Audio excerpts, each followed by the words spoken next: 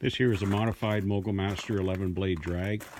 The reason that this modification was done because we have a lot of rocks, break a lot of shear pins, because the trip system on the Mogul Master is totally garbage. In order for the blades to actually trip, if you put the drag on a floor and try to trip the blade, it will actually have to pick up the drag in order for the blade to pivot, because the blade is set forward, which means in order for it to go back, it actually has to lift. So when you're lifting, you're actually bending the drag. So over time, this drag had a bow in it. So it was all cut out, all the blade systems were cut out, and we put in a 6-blade modified proper trip system, which, very simple, 2 bolts, one there, one there. This whole thing pivots up, and totally out of the way, it'll pivot up about 6 inches, 0 damage.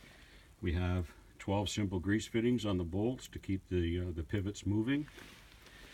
We probably lost about 1,000 pounds worth of extra weight by taking out all of the Mogul Master trips. And it took some ingenuity and some work to do it. But a huge thanks to a feller in District 7 for coming up with this. And it's fully adjustable. We've never had to adjust the blades. We have 2 sets of holes where the blades bolt in, and it's actually 1/4 of an inch lower, and all we have to do is take the bolt out, put it in a different hole, because the blades have blank holes in them right there. Put the bolt in a different hole and you're down 1/4 inch. The blades in the front were set at 1/2 inch below the rail, and as you go further back, the rear blades were a full inch below the rail. So that means the center blades are probably 3/4 of an inch below. It pulls tons of snow, 0 issues with breaking shear pins, and it's just a fantastic machine.